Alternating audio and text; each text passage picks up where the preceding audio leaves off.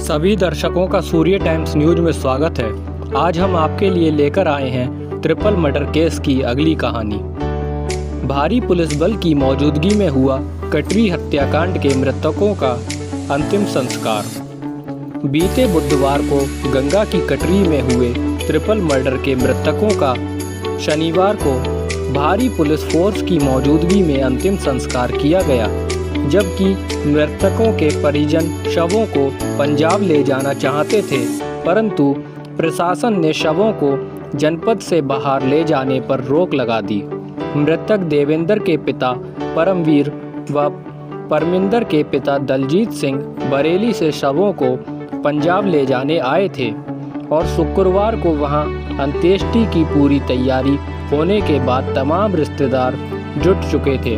लेकिन शासन द्वारा बवाल की आशंका के चलते परमिशन न दिए जाने से शवों को पोस्टमार्टम हाउस के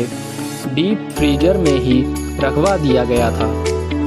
और परमवीर ने भी अन्य परिजनों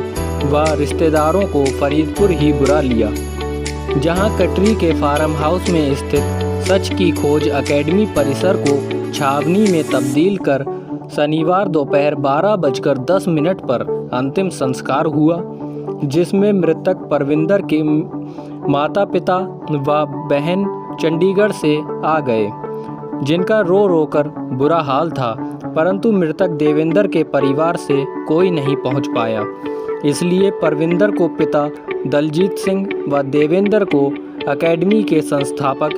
धर्म सिंह बापूजी ने मुखाग्नि दी। अब हम आपको बताते हैं कि कैसे हुई कटरी में फार्म हाउसों की स्थापना। जनपद बरेली व बदायूं की सीमा पर रामगंगा नदी के किनारे बसे आंवला के गांव फिरोजपुर में लगभग 20 वर्ष पहले कटरी की उबड़ खाबड़ बंजर जमीन से शुरू हुई थी फार्म हाउसों की प्रक्रिया,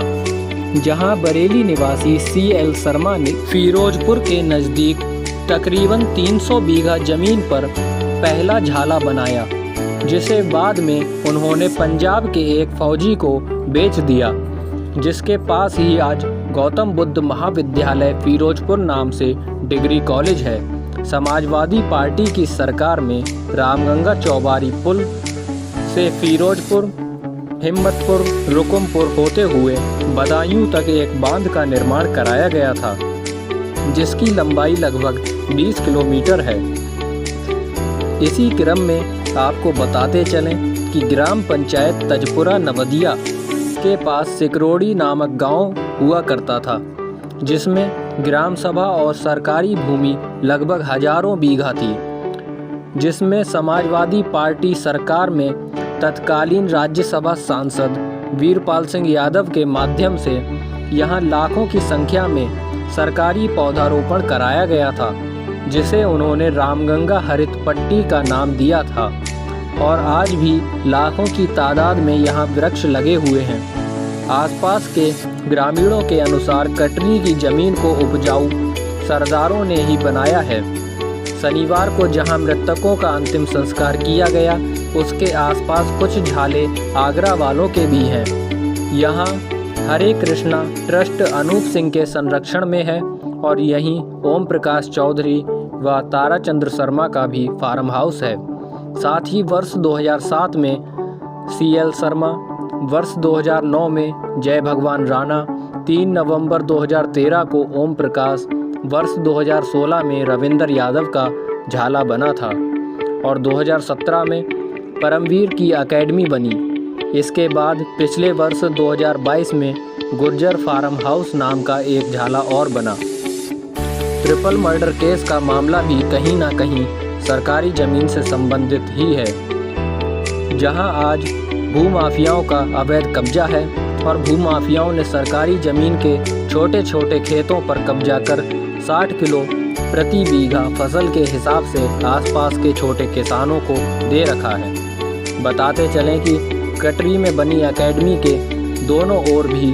भूमि पर वन विभाग के सरकारी बोर्ड लगे हुए हैं। साथ ही आपने देखा ही है कि उस 135 बीघा भूमि जिस पर सरदार परमवीर और सुरेश प्रधान दोनों ही दावेदारी किया करते थे, उसी ने तिहरे हत्याकांड का खूनी संघर्ष करा दिया। इस हत्याकांड से संबंधित हर अपडेट के लिए जुड़े रहिए सूर्य टाइम्स न्यूज़ के साथ।